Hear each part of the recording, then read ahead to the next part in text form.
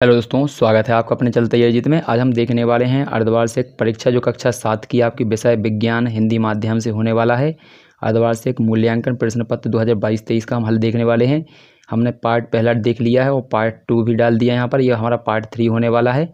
यदि आपने part first और सेकंड नहीं देखा है तो वीडियो के लास्ट में आपको वीडियो मिल जाएगी, तो आप उस पर क्लिक करके यहाँ पर पूरा हल देख सकते हैं। तो यहाँ पर एक क्वेश्चन आपको मिलने वाले 22 और पूर्णांक आपको मिलने वाला 50 नंबर का। तो यहाँ पर देखेंगे, अपना नाम भरेंगे, यहाँ पर पिताजी का नाम, यहाँ पर विद्यालय का नाम और यहाँ पर ब्लॉक, जिला और रोल नंबर आपको भर के ये कंप्लीट कर लेना है। यदि आप नहीं भर पा रहे हैं तो आपको टीचर होंगे या जो इनकी ड्यूटी लगी होगी आपकी क्लास में, तो उनसे आप यहाँ पर इसको पूछकर भर सकते हैं। तो आइए वीडियो को शुरू करते हैं। तो यहाँ पर हमारा दिया था, हमने क्वेश्चन नंबर यहाँ पर 17-18 तक कर लिया था। यहाँ पर देखते चलिए अच्छे से। तो यहाँ पर ये देखिए, हमने यहाँ पर कर लिया था ये यहाँ पर क्वेश्चन नंबर यहाँ तक। तो यहाँ तक देख लीजिए, यहाँ पर देखेंगे, देखिए यहाँ पर दिए हैं, ये वाले हमने देख लिए थे। एक बार और अच्छे से देख लेते हैं। ये क्वेश्चन नंबर 15 तक यदि आपने लिख लिया तो आप आगे से लिखेंगे। तो हमारे यहाँ पर 15 लिखा था, उद्दीपन किसे कहते हैं? पौधों एवं जंतुओं में उद्दीपन की प्रक्रिया अनुक्रिया के कोई एक उदाहरण दीजिए। यहाँ पर इसके बाद 16 था, किसी चलती हुई साइकिल के पहिए तथा चलते हुए छत के पंखे की गतियों में समानता और असमानताएँ बताने। तो पहले 15 का आंसर देखते हैं। तो ये रहा हमारा क्वेश्चन नंबर 15 का आंसर। बाह्य वातावरण में होने वाले परिवर्तनों के प्रति अनुक्रिया को उद्दीपन कहते हैं। जब उदाहरण, जब रात्रि में हम रसोई घर के में बल्ब को जलाते हैं तो कॉकरोच अचानक अपने छिपने के स्थान में भाग जाते हैं। तो ये हमारा हो जाएगा क्वेश्चन नंबर 15 का आंसर। इसके बाद क्वेश्चन नंबर 16 अच्छे से याद कर लीजिएगा। तो ये लिखा है, चलते साइकिल के पहिए और चलते पंखे की गति में समानता है कि दोनों में घूर्णन गति होती है। तो ध्यान रखेंगे, दोनों में समानता क्या होती है कि दोनों ही घूमकर गति करते हैं। तो दोनों में घूर्णन गति होती है। जबकि असमानता यह है कि साइकिल का पहिया स्थानांतरण गति करता है। यानी स्थानांतरण गति करता है कि अगर हम साइकिल को, ये पहिए को चलाएंगे तो हम एक स्थान से दूसरे स्थान पर पहुँच जाएंगे। इसे बोलते हैं स्थानांतरण गति। और छत का जो पंखा होता है वो यह गति नहीं करता, क्योंकि वो वहीं पर स्थिर रहता है। तो ये आंसर आपको अच्छे से याद हो जाएगा, आशा है कि अच्छे से याद कर लेंगे। इसके बाद अगला क्वेश्चन देखते हैं हमारा 17। तो 17 क्या दिया गया, इसको देखेंगे। प्रकृति में आप कोई परिवर्तन की घटना देखते हैं क्या? कोई एक परिकल्पना द्वारा स्पष्ट कीजिए। तो यहाँ पर क्रियाकलाप द्वारा स्पष्ट कीजिए। तो ये दिया है आपको, अच्छा देख लीजिए क्वेश्चन नंबर 17। तो यहाँ पर लिखा है, हम सभी दर्पण में अपने चेहरे को देखते हैं। जो हम देखते हैं वह दर्पण में हमारे चेहरे का परावर्तन है।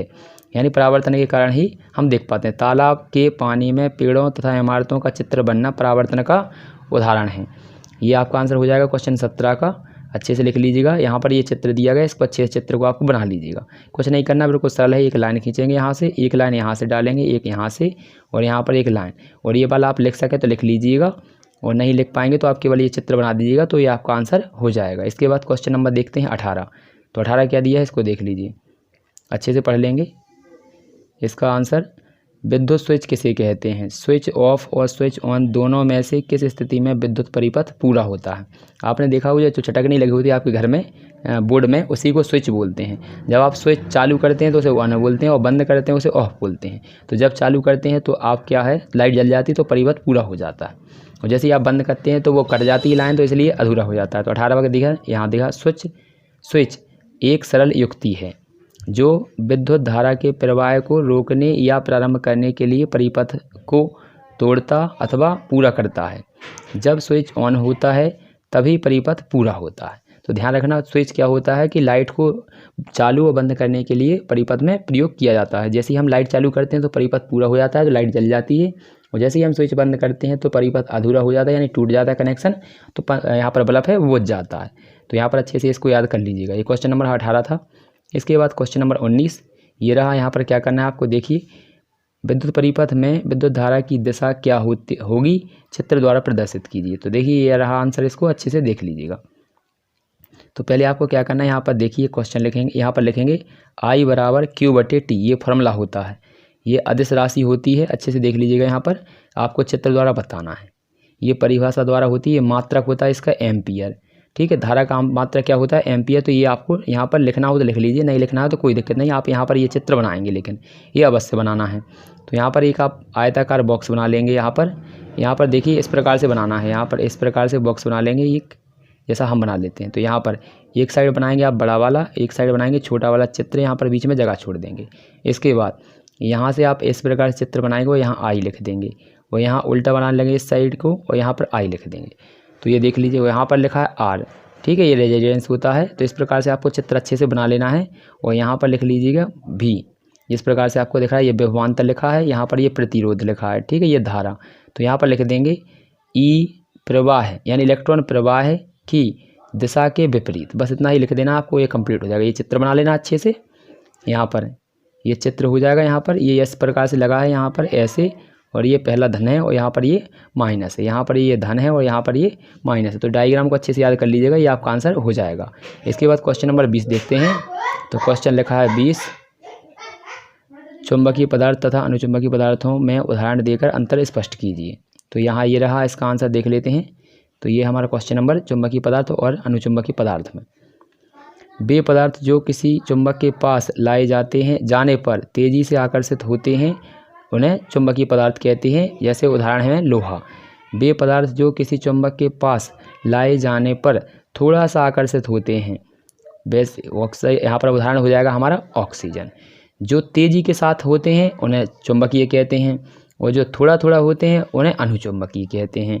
तो अच्छे से कर लीजिए। इसका उदाहरण है जैसे लोहा है, तो लोहे को चुंबक के पास लाते हैं तो बहुत स्पीड से खिंचा हुआ आता है, यानी आकर्षित करता है। जबकि ऑक्सीजन होती है, हवा होती है, तो उसको बहुत मामूली आकर्षित करता है। तो अच्छे से याद कर लीजिएगा। इसके बाद क्वेश्चन नंबर 21 देख लेते हैं। तो क्वेश्चन नंबर यहाँ पर लिखा है हमारा 21 यानी 21, अनुकूलन किसे कहते हैं? मरुस्थल में रहने वाले ऊँट में कौन कौन सी विशेषताएं पाई जाती हैं, यहाँ पर लिखनी है। तो यहाँ पर इसकी परिभाषा देखेंगे, ये रहा हमारा। तो अच्छे से याद कर लीजिएगा। देखिए, किसी विशेष वातावरण में सुगमतापूर्वक जीवन व्यतीत करने के लिए, यानी रहने के लिए हमारे शरीर में कई परिवर्तन होते हैं। उसे अनुकूलन कहते हैं। यदि हम जम्मू कश्मीर में पहुंच जाएंगे तो हमारा शरीर वहां के हिसाब से, अपने हिसाब से काम करने लगा, क्योंकि आप देख सकते हैं कि जम्मू कश्मीर जितनी सर्दी पड़ती है उस हिसाब से यदि हम रहेंगे तो हमारे कपड़े वो काम ही नहीं करेंगे वहाँ पर, क्योंकि वहाँ के लिए दूसरे कपड़े बनाए जाते हैं। लेकिन वहाँ के जो लोग होते हैं उन्हें सर्दी इतनी ज़्यादा नहीं लगती है, क्योंकि उनका जो शरीर है वो वातावरण के हिसाब से वहाँ पर ढल गया है, यानी अनुकूलित हो गया है। तो इसी प्रकार से जो ऊँट होता है तो उसके लिए यहाँ पर क्या क्या विशेषताएँ होती हैं देख लीजिए यहाँ पर। तो यहाँ पर देखेंगे ऊँट के यहाँ पर पैर हैं वो लंबे होते हैं। क्यों होते हैं पैर के लंबे क्यों होते हैं? ताकि जो उसका शरीर है वो गर्मी से दूर रहे, क्योंकि जो उस पर चलता है रेत पर तो वो गर्म होती है, तो उसके पाँव हैं वो शरीर को दूर रखते हैं गर्मी से। इसके बाद ऊँट को पसीना भी नहीं आता है। तो यहाँ पर पानी का लॉस नहीं होता है, यानी पानी ख़त्म नहीं होता। जितना भी पानी पीता है तो वो केवल पेट में ही रहता है और अन्य क्रियाओं के लिए कम होता है। ऊँट बिना पानी के कई दिन तक रह सकता है, ये भी क्वालिटी होती है, क्योंकि उसे पसीना नहीं आता है तो इसे ख़राब नहीं होता है पानी। तो अच्छे से याद कर लीजिएगा। ये क्वेश्चन नंबर हमारा 21 है। इसके बाद क्वेश्चन नंबर हमारा लास्ट हो जाएगा, ये 22वां है। तो इसको देखिए अच्छे से। मोमबत्ती का जलना तथा मोमबत्ती गर्म दोनों ही परिवर्तनों को स्पष्ट कीजिए। तो यहाँ पर देखना मोमबत्ती का जलना, तो यहाँ पर देखेंगे ये लिखा है आंसर, ज़्यादा बड़ा नहीं है, वो आपको दिख ही रहा होगा। तो मोमबत्ती का जलना रासायनिक या और भौतिक दोनों ही प्रकार के परिवर्तन हैं। यानी मोमबत्ती का जलना भौतिक एवं रासायनिक परिवर्तन है, क्योंकि जो मोमबत्ती जल चुका है, यानी जो मोमबत्ती जल गई है वो वहाँ पर रस्सी धागा होता है जिसमें आग लगी होती है, वह ऊष्मा और प्रकाश में परिवर्तित हो गया है। यानी वो जलने के बाद यहाँ पर उसने उजाला प्रकाश किया और यहाँ पर गर्मी दी, और उसे पुनः प्राप्त नहीं किया जा सकता। जो वहाँ पर रस्सी लगी होती बीच में, यानी डोरी, वो जल चुकी है, उसे दोबारा प्राप्त नहीं किया जा सकता है। यह परिवर्तन अस्थायी है, यानी इसे दोबारा से रस्सी नहीं बनाया जा सकता। लेकिन जो मोम जो पिघल जाता है वो नीचे बच जाता है, उसका रासायनिक संगठन मोमबत्ती के समान होता है। यानी जो होता है, जो मोमबत्ती जलती है, जो रस्सी, वो तो होता है रासायनिक परिवर्तन, और जो पिघल कर नीचे गिर जाती है मोमबत्ती, वो होता है आपका भौतिक परिवर्तन।